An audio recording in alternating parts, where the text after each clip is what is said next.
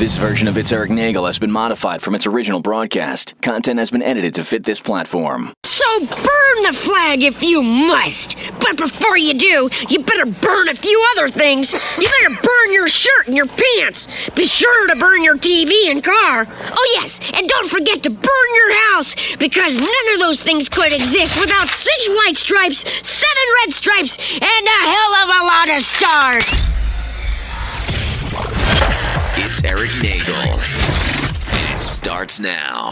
Ladies and gentlemen of the universe, the next voice you hear, it's Erik Nagel. Thank you, Scott Shannon. Hello, everybody. Welcome to the program. My name is Erik Nagel, and I am flying solo today. We are sans Jordan, as he is out in the land known as Arizona, burning to death as they had just broke a record that was like 40 years old. They hit 118 degrees today, and anybody stepping outside of their residence immediately goes up in flames like a book of matches. So hopefully he's okay. If he's able to talk, he will be joining us again next week. Now, why are we doing a show? Because I thought we were off. I thought we were okay, and then I was told, oh no, you still owe a few more shows, and you took some other time on, how corporate business shit goes. So yeah, we have to do a show here.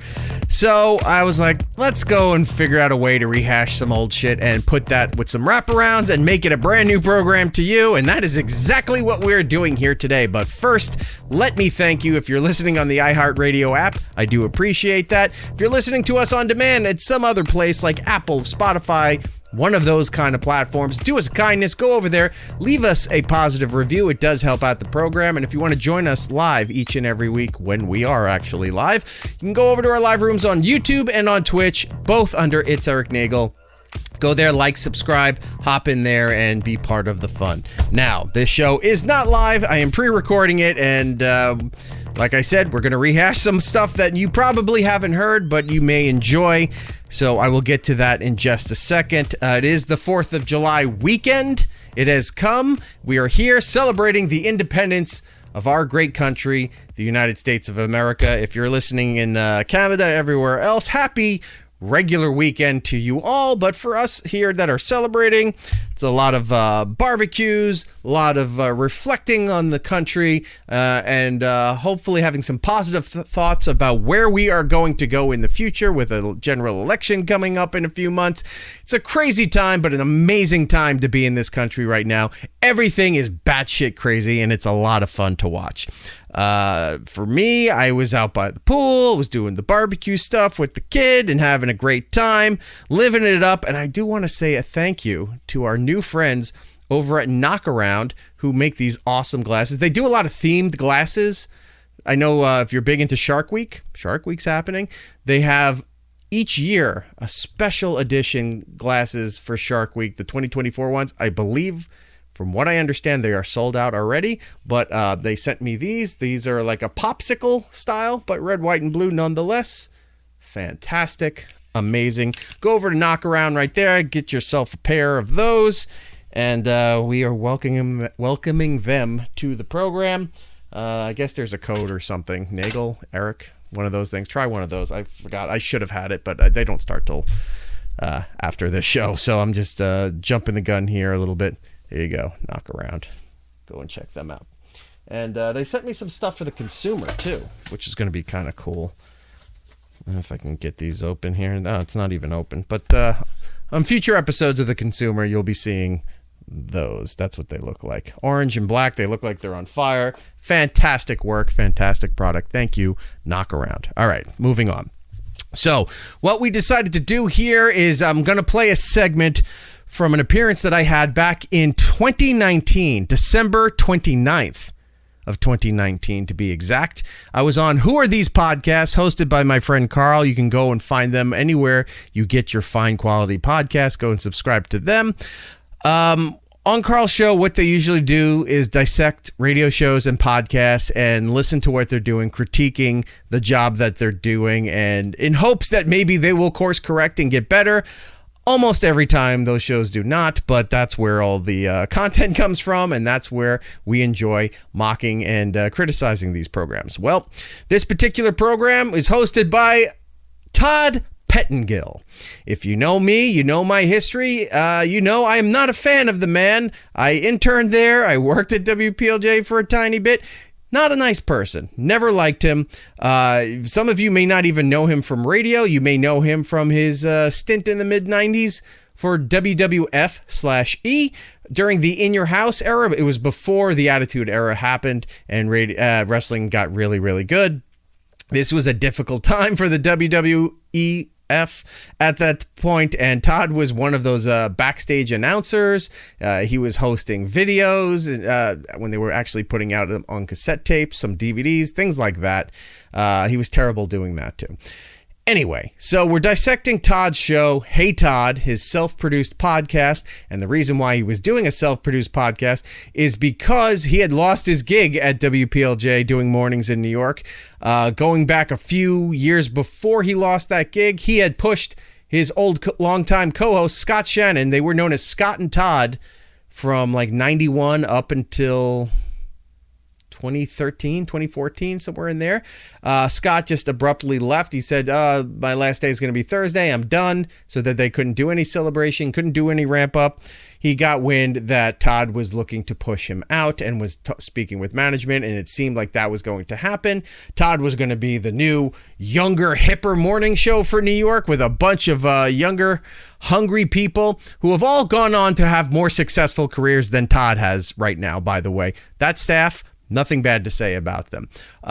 Todd's show was terrible. It was a disaster. So bad that I think a year later they had to bring in another co-host to share the billing with Todd because Todd was tanking the morning show, tanking the billing for the radio station, and the ratings for the radio station. So they brought in my friend Jade Donovan, and she did the best that she could with what she had to work with. But lo and behold, was not good enough, as Todd and Jade did not do well, was not billing very well, and the station wound up being sold from Cumulus Media to, or Cumulus Broadcasting to, or Media, whatever the fuck the company's name is, EMF, which is a company that owns a religious syndicated station called K-Love. Perhaps you're in a market that has a K-Love station. They're all the same. They're all K-Love no matter where they are and where they're broadcasting to. So they sold WPLJ in New York along with, I think, 7 other stations for a substantial amount of money because they just couldn't afford to operate it anymore. And a lot of that had to do because of Todd's ego, Todd's poor performance, and the station just never recovered after Scott leaving. Now, you could say what you want about Scott and Todd, about their ratings history. They were always somewhere in the top 10 for most of their career, but they billed like crazy. They were billing so much for that radio station, it didn't matter what they were doing. When Scott left, so did the audience, so did the advertisers. Scott went across the street to WCBS-FM, a legendary station in New York, started up his own morning show there, and was killing Todd in the ratings, was killing Todd in ad revenue, was just every way, shape, or form, media attention, what you name it, Scott Shannon was kicking Todd Pettengill's ass. And then Todd had to admit defeat. Well, I don't even know if he admit defeat, but he had to fucking leave. And that was it. He was gone. He moved. He was in Texas, by the way. While he was doing the Todd show and Todd and Jade, he wasn't even in New York. He was in a studio in Austin, Texas, and they had to pretend that he was in New York the entire time, which is garbage. Now there's a way to do that, but back then it just didn't work. So Todd started up his own podcast called Hey Todd. Now, later on, he eventually had to hire his daughter to be the co-host and hired another guy to produce the show. And you can find all those up on his website. They're still there for some reason. But this particular era was just Todd going solo. It was Todd by himself. Everything was overproduced, was way too polished, too tight, I'll say, for the way it was edited. And he was running like 3 phone scams a day and parody. So it was just terrible.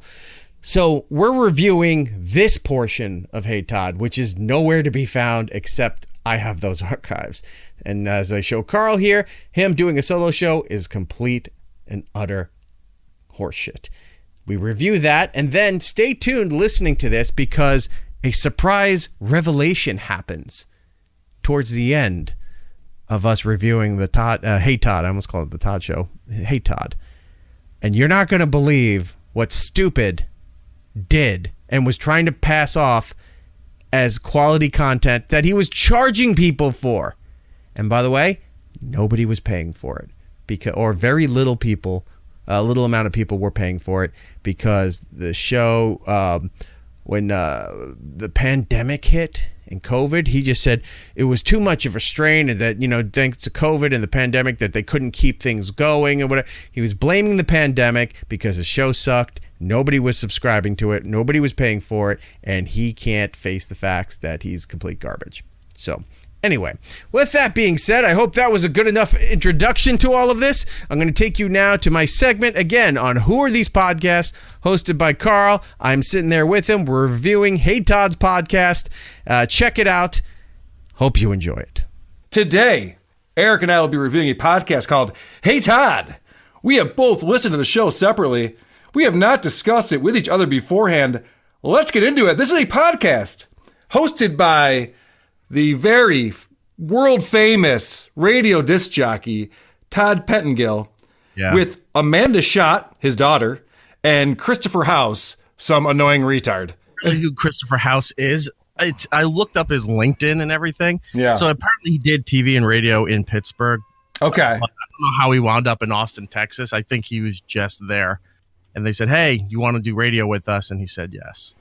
Which is a weird choice to make, because what they've done is they used to have a morning zoo style show on a radio station that was adult contemporary. Their core demographic was middle-aged women in northern New Jersey are the people who were listening to this show. It was a legendary radio station, but it was a weird demographic for that radio station, WPLJ, which is now a religious station. But back in its, there's two heydays for it. It used to be the big rock station in New York City. Mm-hmm. Then they flipped it to top 40 in the early 80s, and it was just tanking for a decade. And then Scott, who was on a competing station there, who was killing them, went to LA for a few years, came back to this station to rebuild this station that he used to compete against. Brought in Todd, who was just some kid doing radio up in Albany. And they landed one of the cushiest jobs in the world for 23 years, something like that, at the same station, never having to, change jobs, change time slots, anything, making millions of dollars.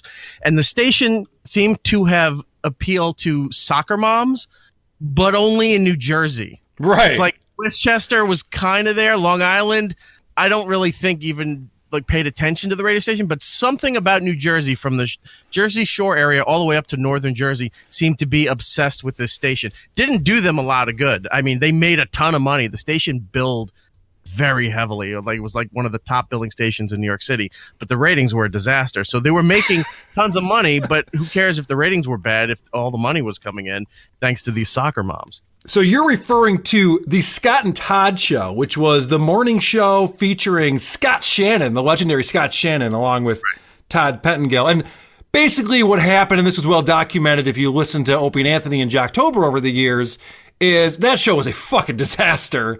It was so cheesy and awful. And Todd's got this ego where he just thinks he's a comic genius. So he kind of pushed Scott Shannon out. Scott left the show and it became the Todd Show. That only lasted a year until they forced him to have a co-host. Right. Scott ended up destroying Todd in the ratings after that. Scott went on to do a show somewhere else. And Scott, in his first year, he started, I forgot what year it was, but he started in February of that year. Yeah. By the end of the summer, had hit number one again. It was hilarious because Todd thought that he was the talent with all of his phone scams. He does this Jerky Boys impression that I'll get into, and he does lots of song parodies with shoehorn lyrics that aren't funny. So he thought that he was the talent and the reason why anybody would listen. And so he's like, we don't need Scott Shannon. Get this fucking guy out of here. Turns out all those housewives who didn't know why they were listening to it anyway were actually Scott fans and just left with him. Weird because the old Howard effect in New York City, at least, was that when Howard went off the air, the station tanked. He was on K-Rock in New York for many years. So they would listen to 6 a.m. to whenever Howard wanted to end the show. Yeah. And then the rest of the day, the station struggled between formats and different jocks and stuff to try to keep the audience there, because they would just do a mass exodus at like 11:05. They were gone. PLJ was the weird thing too. The morning show did very well, but then they hung around for the rest of the day. It's like they forgot to turn the radio station off. Fucking lazy losers. Yeah, it was Listen to that just shit. on all the time. So when the morning show is doing just a step above the radio station, you look at it and go, well, do we try to fix this, or do we? Because if we fix one, does it collapse the rest of this thing, or do we just leave it like this because we're making a ton of money? And that's what they did for so many years. I should mention real quick, because we have a lot of listeners to this show who aren't familiar with Opie and Anthony and what your background is. Right. And you are speaking inside baseball right now. You were the producer of the Opie and Anthony show for like 8 years or something like that. Probably the longest tenured producer of that show, correct? Long time, since 2004. And I ran their channel too at Sirius XM. Right. Oh, you ran the entire channel. Technical stuff. Yes. So Erik has, and we'll get into the other things you're doing these days, but just to give people background on this, as we're talking about formats and ratings and things like that, this is Erik's thing right here. He knows more about this shit than anyone else we're going to talk to. Like Marvel nerds or, Magic, Dungeons and Dragons thing. I was a radio nerd. Yeah. I was one of those kids that figured out early on that you could call a radio station. And I used to call Scott Shannon when I was like 5-6 years old. In the morning before school, I would just pick up the phone and start calling him. And he wound up throwing me on the air for a long time, just because I was just like, I didn't know what the hell I was talking about, and they just found it endlessly entertaining, much like it is now. And your radio career has been all downhill ever since. That's when you peaked. Yeah, I peaked at 5. But I also used to intern for PLJ and Scott and Todd from 96 through 98. Oh shit, I didn't know that. Yeah, it was back in the time when computers weren't fully running everything yet, so everything was paperwork. Yeah. So you could lie and say, "Oh yeah, I'm in college," but you're really in high school. And from 96 through 98, so I'd go to school, come back in between like Christmas breaks and summer and stuff, and I'd work there. I worked for the morning show for a little bit, and where my hatred of Todd festered, and it worked in the afternoon show there too. It was a great run. Oh, this is awesome. So you actually worked with Todd. You know the guy personally. I've never been to his house. I've never been out anywhere outside of the actual radio station. But yeah, I worked there for a while, and not a fan. All right, so this is what happened. The show's ratings went down after Scott left, and then they tried to fix it. Tanked, right? Then they tried to fix it. Sorry, I'm stepping all over you. No, go ahead. Scott and Todd would probably be at the bottom end of the top 10 in New York City, for their tenure. When Todd took over, kicked Scott out, they dropped down to like 19th in a market that had like 27 radio stations. Yeah. And then the station tanked even lower for the rest of Todd's run, which is why they had to sell it for pennies on the dollar. Right. So that's the point I wanted to get to, is that eventually they sold the station. It's now a religious station, which 95.5 is a weird place to put a religious station, but radio is scrambling right now. They don't know what to do. So they won't put personalities and talented people on the radio anymore, because they're afraid of everything. They're afraid of Twitter outrage, and somebody's going to go attack our sponsors and guest bookings and things like that. So they play it safe, where you have somebody reading a liner card or something for maybe 30 seconds in between a couple of songs, and that's it. So that gets us to what Todd is now doing. So he lost his job. He decided to move out of New York, which is smart because it's cost a lot to live there, and he stopped making money. Opie should maybe take note of that. So he decided to move out of New York and start a podcast that's subscriber only. It's HeyTodd.com. He's got his daughter on there, like we mentioned, this guy, House, that he talks to. And I want to get into some clips. This is at the very beginning of their show. This is the holiday shows. We're in December here. This is the 23rd, right before Christmas. So they're in a very festive spirit. And there's nothing of substance whatsoever, which they then admit, and then go right into a sales pitch. Hey, everybody. Welcome to the Hey Todd Show. December the 23rd. It is a Monday. Our last show before the break. We're going to be off for Christmas Eve and Christmas. And then we'll be right back at it on the 26th. Oh, coming 2 days off. Say hello to Amanda Shutt. Give it up for House the producer. Happy Christmas! Hey, happy holidays, everybody. Merry Christmas. Happy Hanukkah. Happy ho ho ho to you. Happy ho ho ho to you. I gotta be honest, this show is not very well thought out.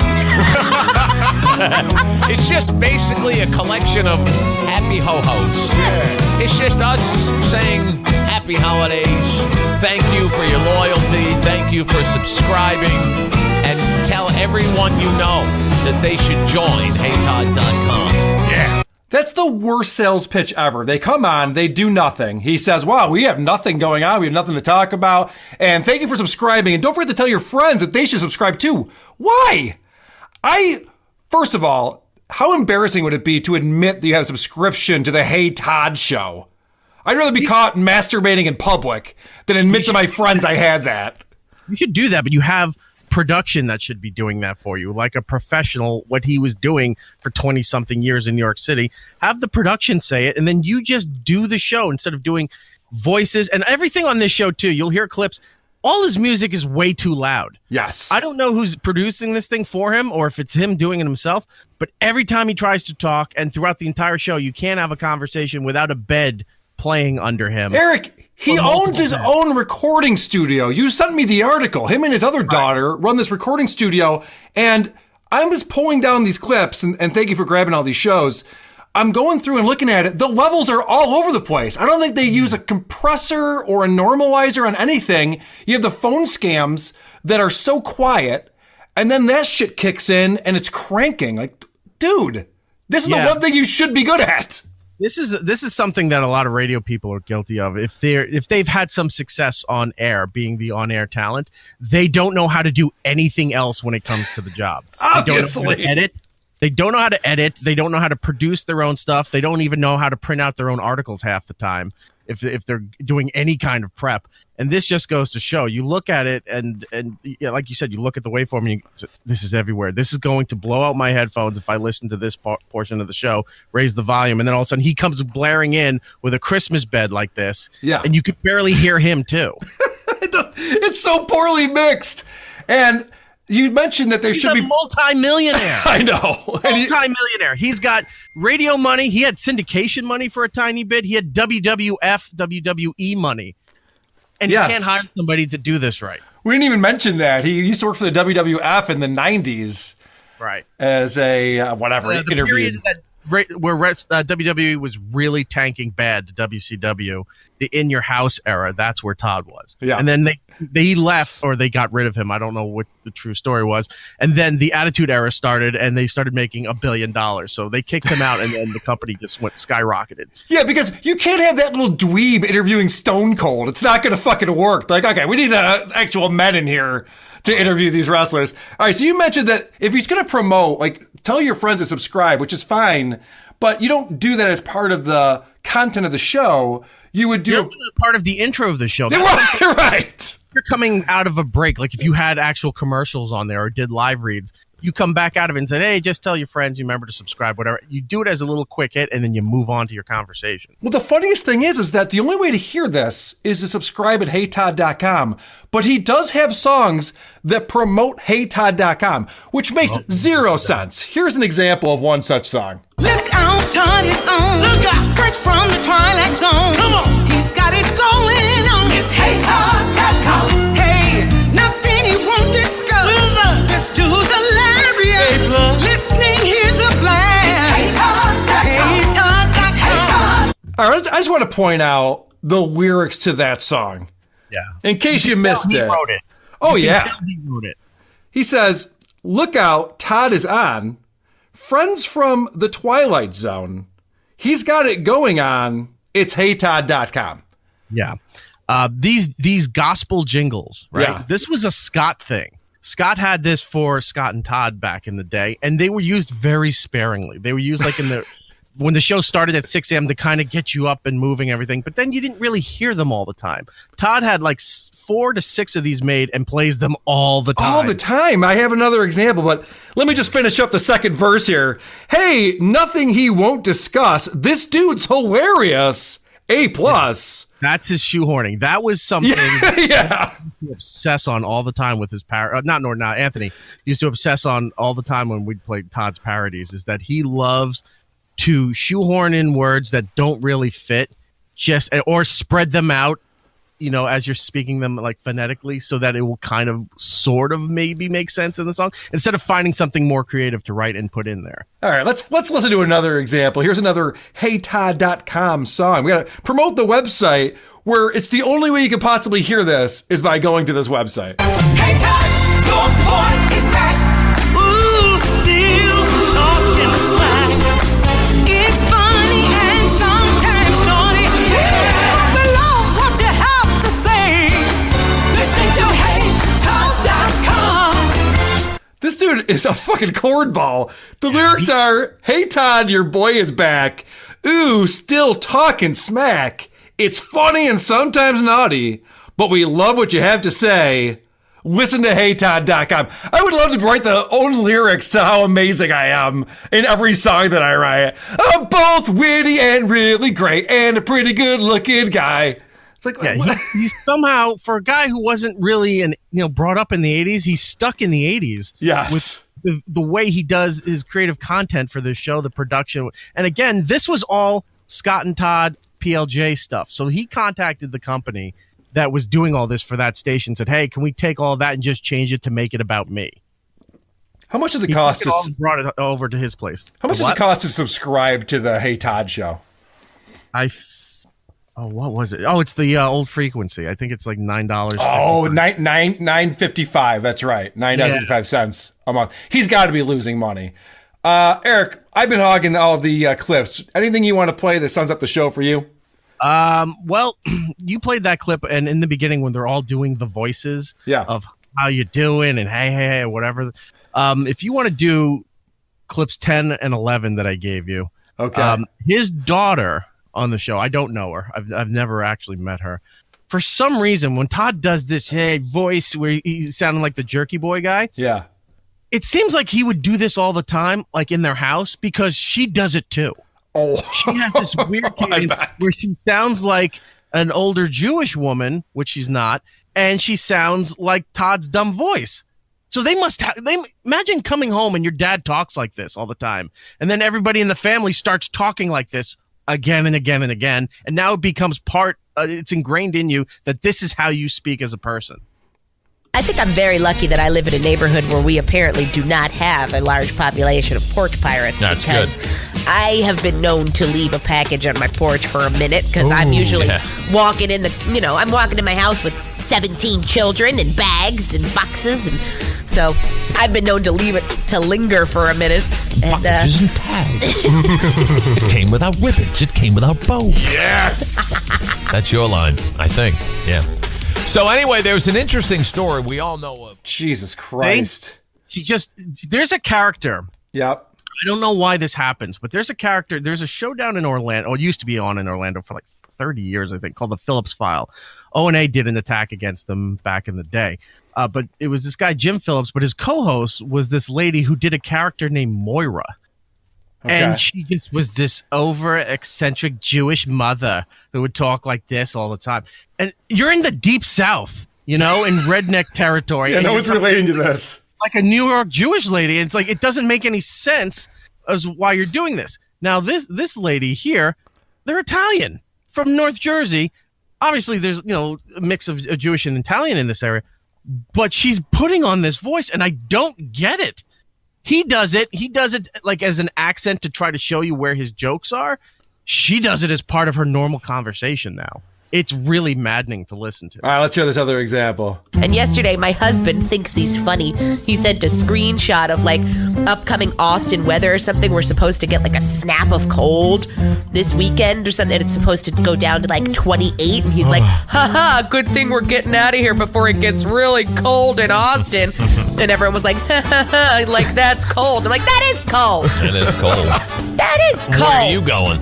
What's the temperature going to be in Fargo? -70. In real life? No. Okay. They hover around, somewhere between 10 and -10. Wow, man, God. It's terrible. What the fuck? See? That's not how anybody talks. What is that? Talk like normal people. This is a new format for him, by the way, because he's used to talking in like 5-minute chunks with tons of music playing from the radio. Yeah. Now he has to stretch out a conversation and do long form discussions.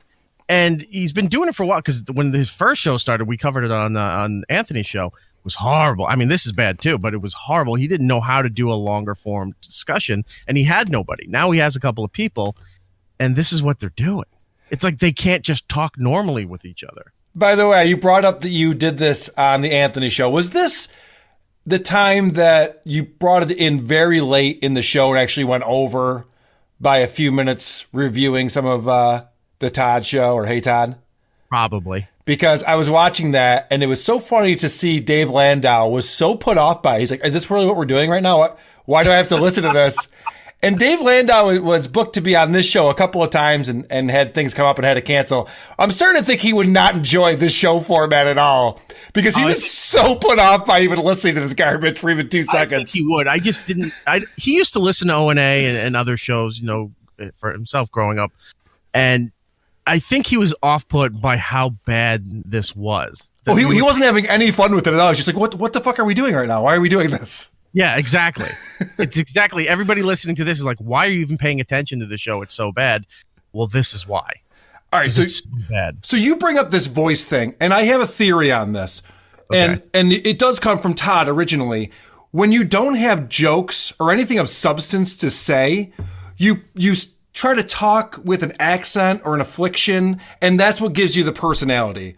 Oh, this person's interesting because they talk weird. I want to set up a phone scam.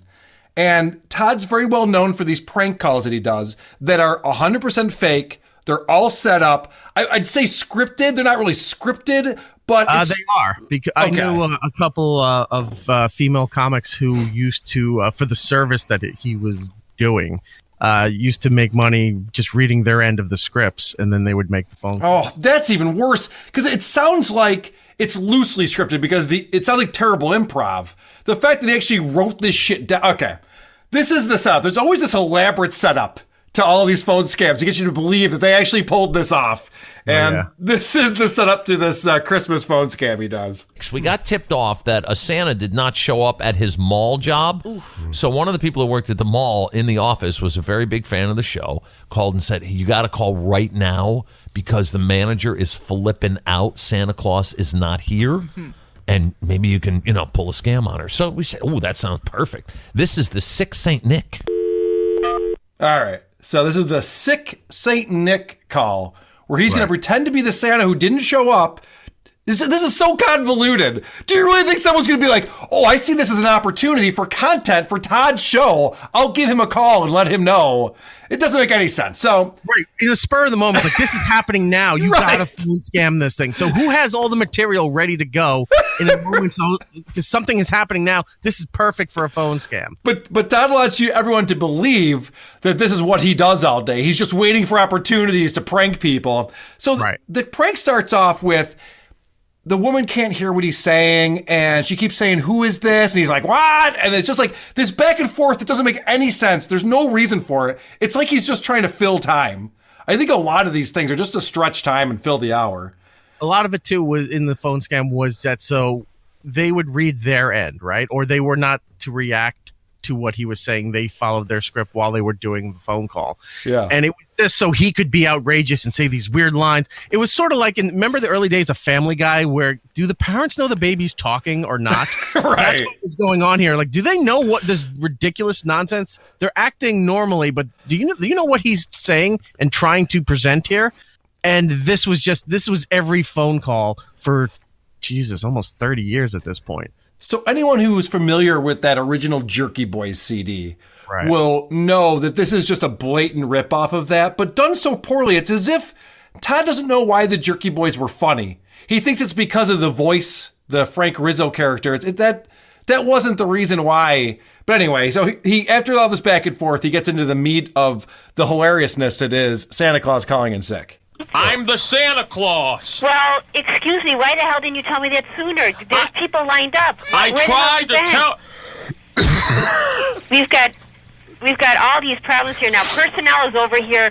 They're Listen, I think I got a lawsuit against you people. Oh, excuse me. I don't think you lost. You have a contract. Making me wear that beard all day. In fact, right now the assistant to the manager is out trying to find another Santa Claus because nobody's here and these kids are starting to spaz. I gotta wear long johns because the little ones squirt on me when they get nervous. Well, that's the lovely part of the job, isn't it? Now, when you signed your contract, you're supposed to be here. Your season only lasts until Christmas. Would you now, stop where the yelling? hell are you? Would you stop yelling at me, please? Oh, there's no way we can deal with this. You need to get down here right away. I can't get down there. I'm sick. You know, this is Christmas, and these kids aren't going to have any kind of a Christmas if the asshole Santa Claus is home pissing and moaning. Can I say something? Sure, go right ahead, because I got people lined up. My Yule log is inflamed. So all of that to get to his my Yule log is inflamed joke, which it doesn't make any fucking sense. And at the beginning of the call, she wasn't believing that he worked for the company. She was like trying to get his name. It's like, who are you? Do you work here? Whatever. And then it morphs into, we have kids waiting here and you should be here by now. Like, she totally buys it. The whole thing. Oh, yeah. No, it's not believable at all. Could you imagine? He's calling in saying that he's deathly sick, and it's terrible acting and it's stupid, but he's saying that he's very sick, and her response is, get your ass down here and touch children. That's not how anybody would react to that. At the same time, she says the assistant manager is out looking for another Santa Claus. Okay. Sounds like you got a plan that you're working on. He used to do phone scams in the 90s where he was doing very heavy stereotypical voices of Indian people, of Asian people. Yep. And you do not find those. I mean, I have them, but you do not find them online anywhere anymore because he'd probably get in a lot of trouble for it. And getting back to this thing where he does these prank phone calls, there's another one. Phone scams. The phone scam. Which, by the way, I heard I was checking out some of your episodes before coming on here. You're using the bed now, I hear. Oh, I use this one. Talk about that. That one. So, all right, a little story behind that. So that would be the punch up. Todd loves to punch out on a joke, right? Yep. Or where he thinks he's got the high point of a conversation because it doesn't have anywhere else to go, which I've given you a couple of clips. You can do that a little bit later. Sweet. So when the phone scams would end, you would hear that bow. That was to let you know that the phone scam's over, and they would recap what was going on there before hitting a jingle, going to break. So that bed was from an Ocean Spray commercial in the 90s. And in the late 90s, they were changing everything off of carts to digital. Now, carts looked like 8-track tapes that you would play in the studio.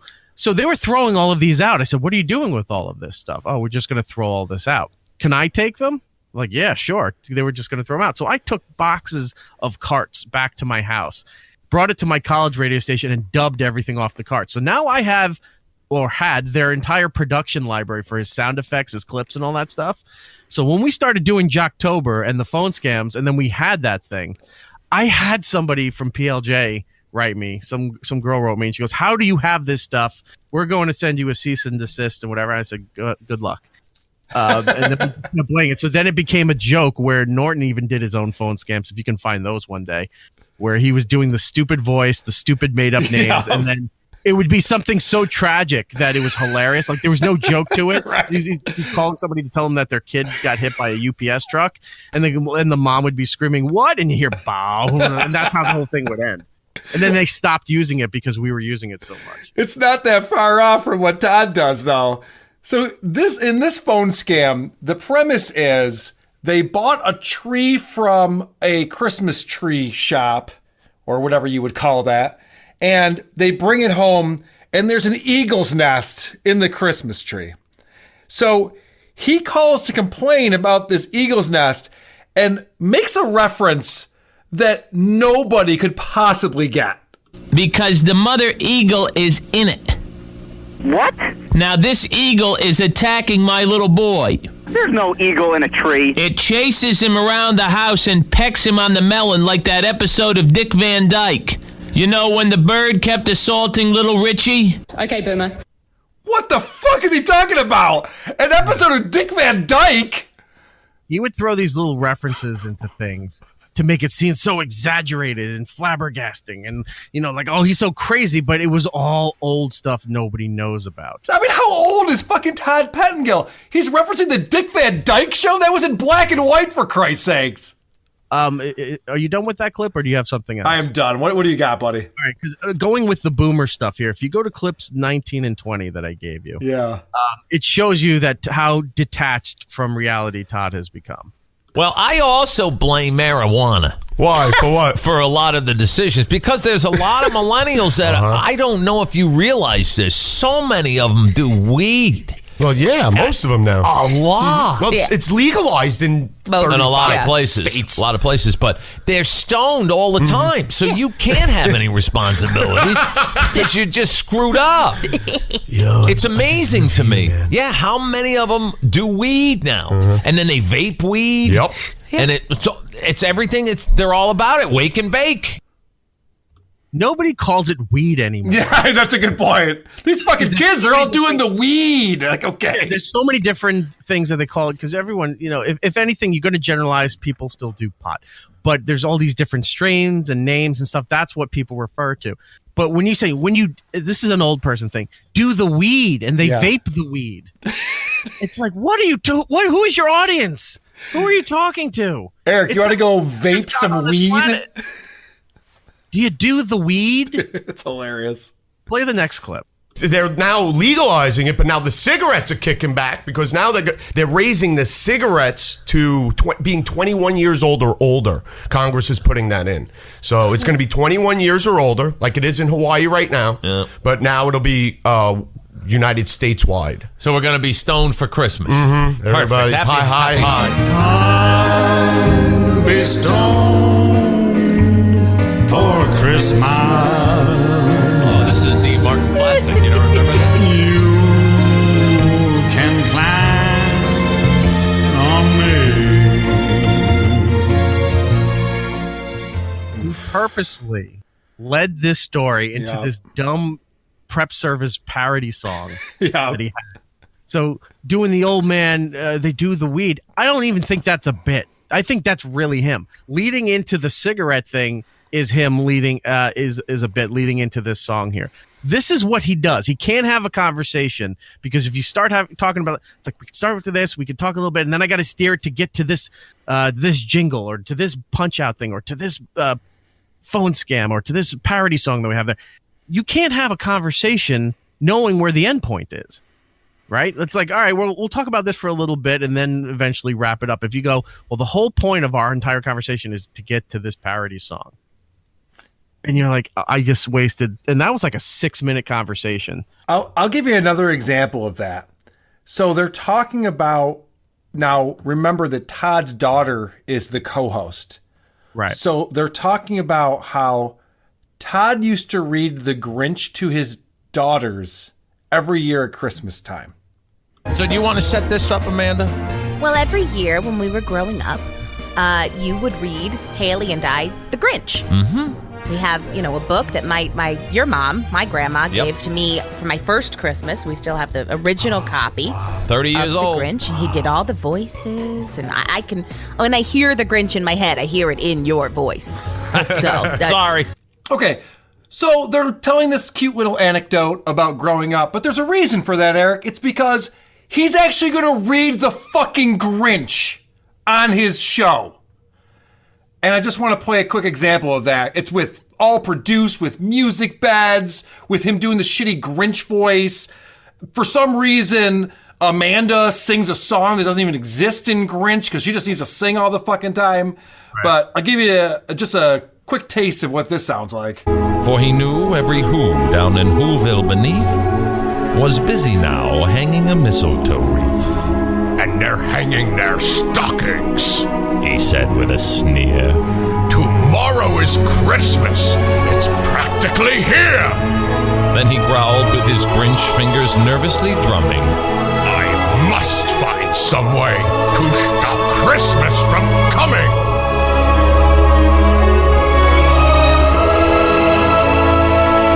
Who the fuck would want to hear this? Who is this for? Todd fancied himself, and I think he still does. He's one of those all-around entertainers. Yes. Like he can sing, he can dance, he does comedy, he does all of these things. He does all the voices. He's an impressionist. He thinks he does it all. He's a one-man band per se. And coming into there, it's like, we'll do this radio drama, like a traditional Christmas story that will get people talking, and it'll get spread online because nobody's doing this anymore. There's a reason nobody's doing this anymore. You see how slow, despite the voices and everything, but you see how slow the pace is? Oh, it took forever. And with the separation of the music before getting to the next part, people don't listen to things like that anymore. Things have to be faster and move at a rapid pace to keep your attention. Now he's doing this. Which is most of what this show is. Most of this show is just bit. With, like you were talking about, they'll talk for 4.5 minutes, but it has to lead to an endpoint that gets them into their next bit. Right. So this is the crazy thing. And I can't wait to talk to you about this because they did the Grinch read thing on the Monday show. I'm listening to the Thursday show before that, the week before that. Right. And they're setting up the fact that they're going to do this live Grinch reading. Now, first off, there's nothing about this that is live. It's overproduced and edited. Yep. So it's all nonsense. But listen to what they say. Because Monday we got to do the Grinch. Good thing you're not reading that like I am. Yeah, but I got to something. Don't miss that, folks. That'll be on Monday's show. We're trying to mention that every day so you know we're going to do a live reading of the Grinch. Yep. And it's live. So we do the show, live to tape the day before. Right. So what that means is when we start, we just don't stop. Like no matter what happens, it just happens. Yep. We don't stop. So we call that live to tape. Yeah, there's no editing. Right. Like we don't go back on it. We don't edit it. Yeah. That doesn't make any sense, Rick. He says there's no editing. It's only editing. This show is only editing.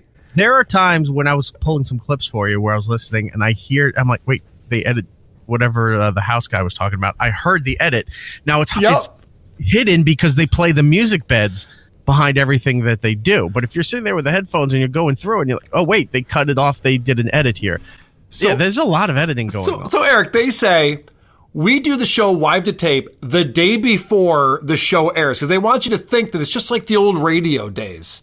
Right. However, you were able to find episodes that hadn't come out for days on their server. You want to talk about that? So when Carl asked me to do this, and he's like, it's a subscription service. Do you have a way we can get some of the episodes? I said, yeah, I can do that. And then I looked on the server, and I realized that there were episodes there that weren't supposed to air yet. So I went, all right, downloaded everything, sent it over. I said, so apparently we're going into the future because here are episodes that haven't even showed up on his service yet, and they're right here for us to break apart and enjoy. You sent me the December 23rd episode 2 weeks ago. Yeah. And these assholes are talking about how on Monday we got to do the Grinch live. Like, dude, you recorded that last month. What are you talking about?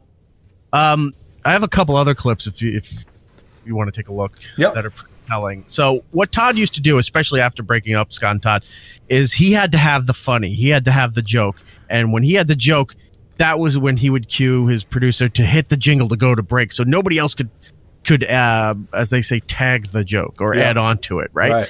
So he would have this really weird punchline, and then the jingle would hit, and it would cut off the conversation very abruptly and go into traffic. And it was so annoying. It's like, it didn't make any sense to do this. So I gave you a couple examples that he's still doing this now on his podcast, and he's punching out of his own show on his podcast to go to a jingle just to come back to reset to talk about something else. If you can do cut 9. He gave me no answers. I almost asked for a manager, but I'm like, they're going to throw me out of here. I'm not doing it. Sensitive Santa, probably at a location near you. I listen to Hey Todd on my cell phone. Oh my God. He just punches out of it. Like, you didn't even finish the conversation. And he hit something because there's no end to it. And then I love that that song that started playing there. It's like instructional for boomers to learn how to actually stream the show. I'm listening to Hey Todd on my cell phone. You can download the app and listen to it in your car through Bluetooth. Like, okay. There's another clip, number 14. Now, he told a 6-minute story that was 100% fake about a producer who doesn't exist. Went on through this whole long tirade. You're not going to hear the whole thing, thank God. This is just the very tail end of it where he punches out again because he doesn't know how to end the story. At the end, the guy come up and give me $1. Nice! You got a tip. He goes, you don't really know the songs, do you? No, I don't. I don't know anything. I'm just following Larry. Oh, we know Larry from church. Of course we do. Everybody knows Larry. Appreciate it, Larry. Thank you very much. Are you ready for Pettengill? Goes into the jingle, comes back, Nonsense. resets with a bed, and then still talks about the thing for 2 more minutes. Like, what was the point of this? Erik, we haven't really talked enough about how the show flows and what kind of nonsense it is. This is an example of the level of jokes that are told by Todd and the over-the-top laughter that comes out of, both co-hosts, but especially House on this one. He didn't get the joke at first. Todd explains it, and as you know, Erik, when you explain a joke, it makes it way funnier. You still get them all. You just have to wait a little longer. He's talking about the fact that they're going to play all of these songs that people know from the old radio show that are Christmas themed and Christmas related, and he says, we're not going to play them all today. We're gonna play them throughout the next few episodes. You'll hear them. So that's what's leading up into this joke. You still get them all. You just have to wait a little longer. It's like your teeth. Teeth? Yeah, you still get them. You just have to wait. They come in. How you doing, Housey? What the fuck was funny about that? I don't get that at all. Yeah, it makes no fucking sense. Everything that Todd says has to be immediately followed by cackling laughter. If you just play that, if you play clip 16 that I have kind of is a companion piece to this, play that. Orange is the New Black. The jail one is very popular in Barbados and Dominica. Two very paradisial places. To what? Very paradisial. They're paradise. That's not a word. Paradisial. Paradise, like you're living in paradise. That's paradise. the skin between you.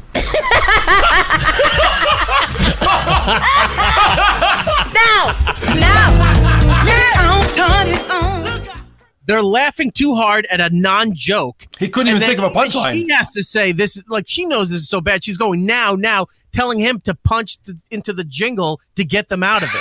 Yeah, he didn't even come up with a punchline. He wanted to come up with something, had nothing for it, and then they have to act like, oh yeah, I know what you're gonna do. Like it was the most hilarious thing. That's the skin between your. It's like, what was the pause? What was the joke? What was he referring to? There is no joke. I guess that's where in the song lyric earlier they say that he's a little bit naughty. It's like, whoa, he was talking about skin somewhere. It's getting real naughty around here. I put together what I call a cackle comp, and this is a supercut of just Amanda cackling because that's her main role on the show, is to make sure that she over-the-top fake laughs at everything that's uttered. And this is how I would sum up this entire show. I'm not sure I could do And this is Todd Pettengill. Yep. I have to train singers. Wow. And then I'll come. Kiss my. You're a champion. You're a savage. The toughness level to you. You got your other stuff coming on Christmas. This woman stinks. That is the epitome of what we used to call a hole. Yes. In radio. That is the guy. No, if you were the woman on a show that was trying to, now guys, calm down. We're going too far. Like she was trying to keep the guys in order. Otherwise, they were a cackling laugh track like that. That is horrendous. Well, there's another thing too, though. She's also signaling to all the female listeners, in which there's 100% female listeners. She's signaling to them that it's okay to laugh, because if she ever goes, oh, then the listeners might be upset and stop listening. So no matter what is said, even though she tries to keep it under control, she also has to go, okay, guys, that's enough. That is the audible applause sign. Right. Okay, so the other thing is that they like singing on their show. Like you mentioned, Todd fancies himself this all-around entertainer. And typically, radio DJs don't also sing songs, but not in Todd's fucking world. And of course, he needs his co-host to praise him first. This is Christopher telling him how amazing a singer he is. What one am I supposed to do? You could do any of that. I know. You guys are like trained singers. You guys are amazing. Amanda is. You guys both are amazing. All right, so House says they're both amazing singers, and all three of them have to sing their own fucking song for some reason. This is Todd, and he even sings like affected. He's so obnoxious. With the kids jingle belling and everyone telling you be of good cheer. It's the most wonderful time of the year. It's the happiest season of all. And again, I'm going to point out the mix is off on that. Yeah, well, apparently this was live. Like, that music was playing. Yeah, I'm sure they were karaoke styling it, but it's buried in the mix. He loves to hear himself. He loves to hear himself sing. He used to do all the parody songs. Yeah. Like, I think some of the prep services had it where, like, here's with it's all prepared for you. Here's the music, and here's the singer that we put to it. Or you could take the music bed here and hear the lyrics and do it yourself to make it seem like you do it. And that's what he did every single time. Was always his voice. It was never anybody else's parody stuff, unless it was the Christmas stuff, which was sprinkling into these episodes, which is a guy named Bob Rivers. Okay. I think he's up in either Portland or Seattle area there. And he put out all these parody songs that radio stations and radio shows were playing for years. But Todd couldn't just have somebody else's parody. He had to do it. And that's what this is here. He loves to sing anything he possibly can. He also, I want to play a clip where at the end of him singing this song, listen to what a raving fan House is. This is the type of co-host that a guy like Opie needs. Someone who's going to be cheering for their whatever they've just done. But he's so enthusiastic about this, it's so fake and over the top. Merry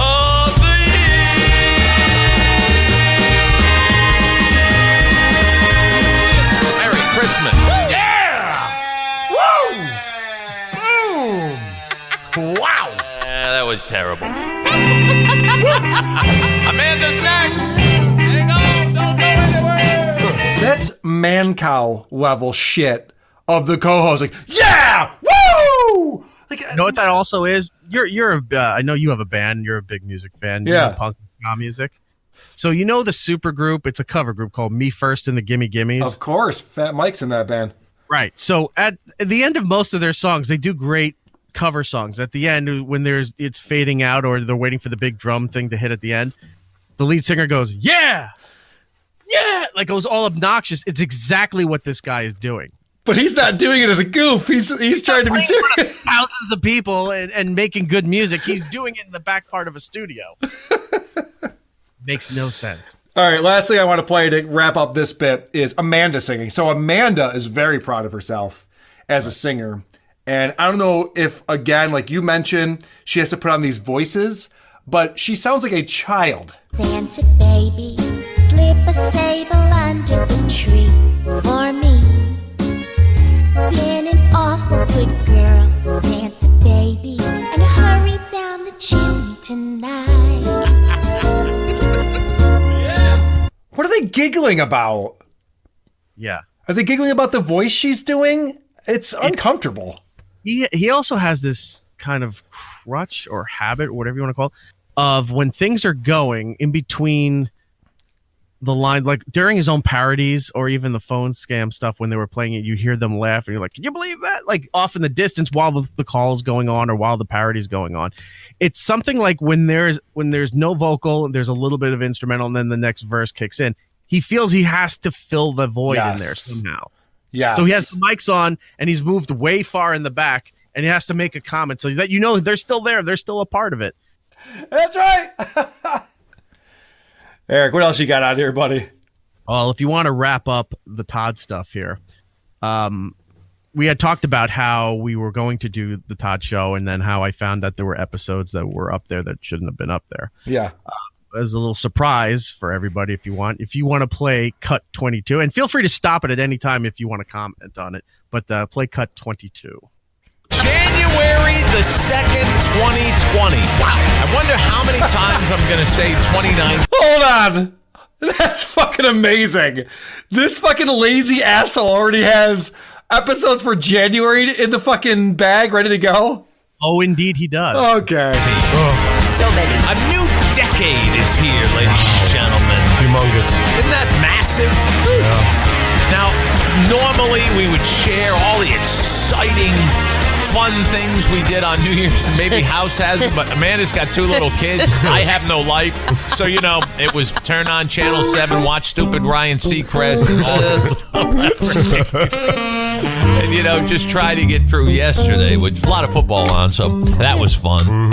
Parades all over the... Holy shit, what a fucking asshole. None of these things have happened yet. A lot of football on. That was fun. Now, if you're doing anything current, especially if you were on in the morning, you talk about the football games, or at least you run down the scores in a fashion where people are like, oh, yeah, whatever the big games were on New Year's Day. You mentioned it a little bit. Maybe there was an upset or something. He's pretending to be a football fan, but not really. What if something horrific happened? Like, what if there was a tragedy, or if somebody died, or something going on there, and then you're coming back January 2nd like, oh, nothing really happened yesterday. This is already in the can. I hope that Ryan Seacrest is deathly ill and is not on the show, because that will totally fuck this up. Some kind of like a disaster movie about right when it's about to strike midnight, the ball snaps off the thing, falls off the building, rolls down Times Square, mows over a ton of people, and they're talking about, it's kind of boring. Could you imagine? Could you imagine some major event happens and he puts this episode out? We do it all live to tape. We call live to tape. Plays Orange Bowl parade, but I didn't get a chance to talk to Housey about your New Year's because you went back to Florida. Yeah. And how was it exciting? Did you do anything fun, or were you like Amanda and I? No, I did a lot of fun. You're looking a little green around the gills. I'm a little rough today. By the way, you've used up all your sick days for the decade. Yeah, you're done. A couple weeks before Christmas, he was... These fucking assholes. That pisses me off to no end. Everything about this is fake. And I want to mention that the tagline for the show is real people, real funny. It's all fake. There's no... It's all fake laughter. Any more of this, but where they're going with this is they're talking to this house guy. He talks about they're already starting the new year with a complete lie and a fake story. Like he goes into the story about how he dropped a drink and then he went to pick up the drink, but he hit his head on the doorknob and then the door opened. Like it was like a Three Stooges episode going on for here as they were trying to get into the studio today. So not only are they faking that they're current, they're also faking the stories of things that didn't happen. And there's not even an exciting story. If you're going to make something up, be an interesting person. If I was going to pretend to be someone I'm not, I wouldn't be a more boring version of me.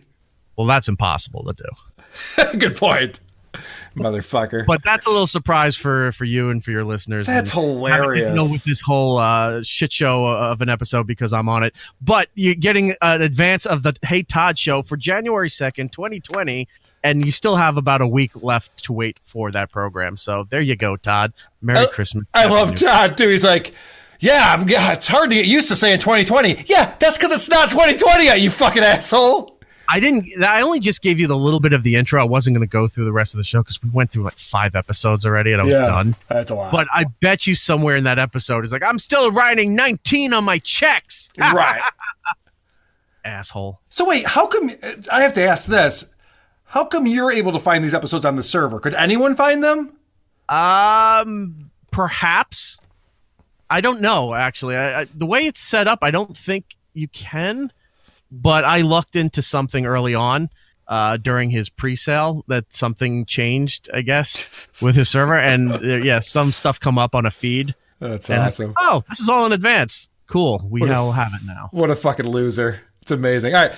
The last thing that I want to play is he sets up the episode on Monday before Christmas with this bit. Okay, attention everyone. These are the auditions for The Grinch. There are several parts. You can read for the narrator. You can read for the Grinch, Cindy Lou Who. When you come up to the microphone, just say your name and what part you're reading for. Okay, so he's setting up an opportunity for him to do all of his amazing impressions that he does. And again, none of this is live. It's all pre-recorded and heavily edited. And the impressions are terrible, but also there's no jokes to it. There's never jokes. There's never jokes. There's never jokes, and there's never a story to it. It's just him doing a voice and saying absurd things he thinks carries the content of whatever they're doing. Now, this is scripted. He doesn't do much stuff off the cuff because when he does, he realizes it doesn't do anything and he punches out and hits a sweeper or a jingle or something. That's a good point. Scripted out like this. It's like, I'll do obnoxious voices and you play the straight guy. You just react like I'm a normal person. I'll do all this weird shit and say all this stuff that's so outdated and doesn't make any sense. And that'll be the bit. So I'm going to run through these real quick. Eric. That's his formula for everything. I'm going to run through these real quick, starting with Johnny Carson. Listen to how bad this Ed McMahon impression is. Johnny Carson, narration. The narrator. But I think perhaps the most likely reason of all may have been that his heart was 2 sizes too small. Yes, heartless bastard. That's the worst Ed McMahon. All right, Bill Cosby's coming up next. Bill Cosby, the narrator. But whatever the reason, it's hard to refuse. He stood there on Christmas Eve, hating the Who. So here we have the most prolific rapist in the history of entertainment, Bill Cosby. And that was the entire thing he did for the Bill Cosby impression. You couldn't work a bit in there, couldn't make it a little bit edgy or something. Because it has to be wholesome. It Todd does. is never edgy, but when he does his edgy stuff, it's like he's alluding to a sexual innuendo. He's not even making the sexual innuendo. Right. Yeah. He alludes to the sexual innuendo or the stereotype, and he thinks like, wow, he's like, I'm edgy, I'm cutting corners here. And you go, just say the fucking thing. If you're gonna go all out there and make the assumption of somebody's sexuality or a stereotypical voice or whatever, just do it, and then hopefully it works out where it's funny. He probably knows in his case is like, if I say the wrong thing, I'm fired from my own pay podcast. I'll give you an example of this. He does a Bill Clinton impression. This is as edgy as it gets right here. William Jefferson Clinton III, the Grinch. I must find some way to stop Christmas from coming. Coming, that's funny. Oh, Jesus. The lowest hanging fruit possible. Right. And Clinton in person, look, if you're trying to attract younger people, Clinton was the 90s, which is 20-something years ago. They're not even going to know who Clinton is. So doing that impersonation, one, it was very piss poor. And two, doesn't make any sense to put this in this thing here. It's like, oh, I'll just add any voice I know or I think I can relatively do and put this in there, and it'll be a nice variety, a hodgepodge, if you will. He is not trying to attract younger listeners. Not trying to attract any listeners. This is Amanda doing a Britney Spears impression. This just sounds like if high schoolers made a podcast. This is how it would sound. Britney Jean Spears, narrator, and they'd sing, and they'd sing. Oh, and then you hear fucking Todd giggling in the background. Of course, you got to do the over-the-top Al Pacino impression, because this is not overdone. Al Pacino, every hoo-ah down in Hooaville beneath was busy now, hanging a holiday wreath. So hoo-ah being the joke there. And then all if of that the impersonations are impersonations of people who did the impersonations of those persons. Yes! I was going to point that out. He does George W. Bush, but it's actually Will Ferrell's George W. Bush. Or George Sr., and it's Dana Carvey's George Bush. But it's like, oh, they know how to do the exaggeration for the for impersonating them. I'll just do exactly what they did. Right. And that's what he's doing. He's doing the over-the-top Pacino that everybody else does. Yep. And thinking that it's a unique voice. If it's a unique voice, you do the low-key Al Pacino, like when he was just still Michael and from the first Godfather. So here's an example of doing an impression of an impression with George W. Bush. George Bush, the narratorier. All them who's down there ate their who's poost roast boost. All right, so that's Will Ferrell. And then he does Arnold Schwarzenegger, which is the hackiest one to do. Arnold Schwarzenegger, the narrator. All the Who boys and girls there would wake up bright and early, and they'd rush for their toys, and the noise.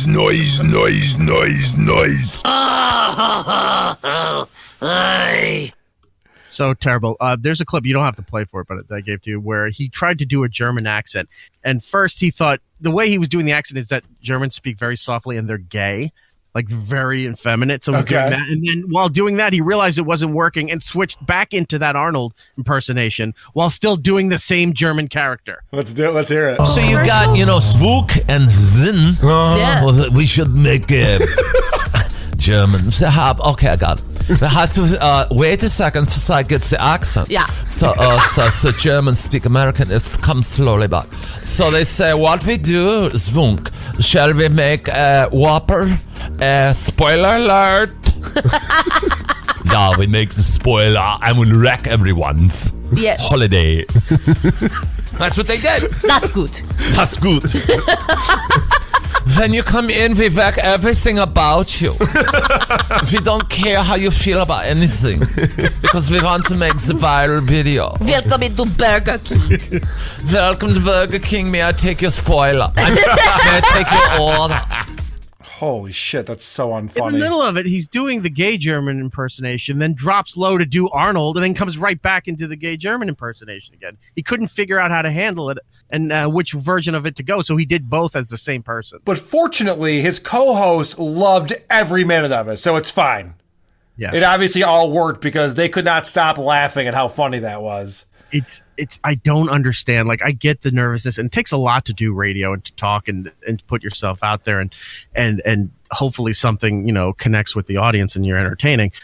But it's even more pressure when you have to fake laugh or have the tension in that room to kind of, make sure Todd knows that he's hysterical and make sure that this bit is good. Everyone is on edge to laugh and to applaud and to howl and scream at a moment's notice. They're not really getting into the moment of having a conversation where you can be passionate about what you're talking about. Everyone's just waiting for the gaps. They're like, oh, laugh here, jump there, yell there. So that it seemed, oh my God, I'd be so exhausted just in the first 20 minutes. It has to be so stressful to do a show like that. This is Amanda doing Sofia Vergara, and I would call this racially insensitive. I am Sofia Vergara. I'm read for the narrator. Let it slid down the chimney. A rather tight pinch. If Santa could do it, then so could the Grinch. All right. Yeah. Jay Leno hitting all the notes of Jay Leno. Jay Leno, waiting for the narration. He took the who's pudding and he took the roast beef. And then the last one I'll play. Another missed opportunity. He does Gilbert Gottfried, who Gilbert is known for saying the most offensive things possible. So if you wanted to ad-lib something here, you could come up with something shocking and funny. But no, just does it straight. Gilbert Gottfried, Cindy Lou Who, the smallest Who, Santa Claus, why? Why are you taking our Christmas tree? Why? Next! Ugh, all right. I'm done out of enough. all of his impersonations, that's the least annoying. Like, that is sort of in the vicinity of doing Gilbert. Just the material is all wrong.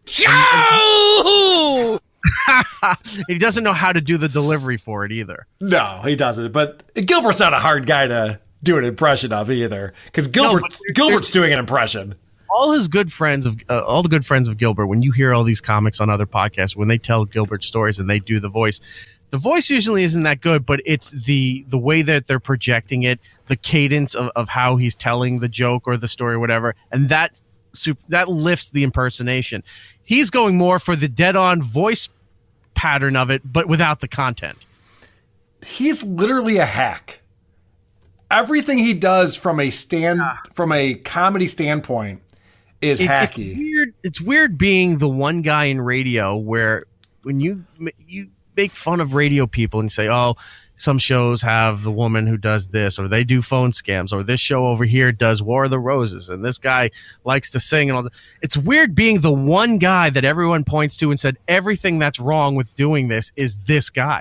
Right. How do you absorb every bad trait of a radio show and be that person all in one? It's almost impressive. Should almost be applauding it. All right, we're back here to wrap up the show. Thank you to my friend Carl, and thank you to everybody at Who Are These Podcasts. Go over there, subscribe to their podcast, their Patreon, their YouTube channel, all that fun stuff that they do. Go and support those guys. They really do put out a great show. And as you can see, or as you heard right there, wow, Todd is complete garbage, isn't he? I wasn't lying. I know some people are like, you're being a little hard on this guy. Maybe you give him the benefit of the doubt. And if you came out of that segment going, wow, that guy is a grade A talent, shame on you. You have no idea what quality radio broadcasting, comedy, or just being a decent human being even means in this world. Anyway, so yes, that is done. So let's do the plugs so we can get out of here. You can... Oh, I should bring up the banner now, shouldn't I? Yeah, the music's going, and I'm wasting my time here. Let me show you Jordan's stuff. That's Jordan's stuff, even though he's not here. And for those listening on the audio, Twitter and Instagram, @JinxedRonan. And on Instagram, you can check out his other show that he does, the I Didn't Watch It podcast. You can find that on Instagram and be part of all of that, support his ventures. He should be back next week. As for me and for the program, you can see on the bottom of the screen and on radio, it's Erik Nagel across the board on all the social medias, Twitter, Instagram, all that fun stuff. You can find us there. You can find our shows on Apple, Spotify, iHeart, all of those places. Do us a kindness, leave us a positive review. Subscribe to our YouTube channel. And if you watch on Twitch, that's fine too. Those are our live rooms where you can watch the program as we do it. And if you missed it, if you're hearing this, well, this show wasn't live, so yes, you did miss it. You can check out the video episode on our YouTube channel, youtube.com. I think it's /it's Erik. Just put It's Erik Nagel. It shows up right there. All right, that is it. So with that, let me turn that off. There we go. Without Jordan here and everything else, it's throwing off the rhythm. So I'm doing the best that I can. Thank you, everybody, for being part of this. We will be live and back next week. See, look, whatever. Till the next time, everybody, be excellent to each other, and we'll be seeing you. It's Erik Nagel. If he wants to fuck with me in public, I will fuck right back. Please do not do this. Please do that shit. Alas, we're out of time. Follow It's Erik Nagel on social media platforms. For ways to watch and listen to the show, or join us for the live shows, head over to itseriknagel.com. Yo, and remember to tell 2 friends, so they can tell 2 friends, and they can tell 2 friends, they can tell 2 friends, they can tell 2 friends. You get the idea. Keep it real, homies.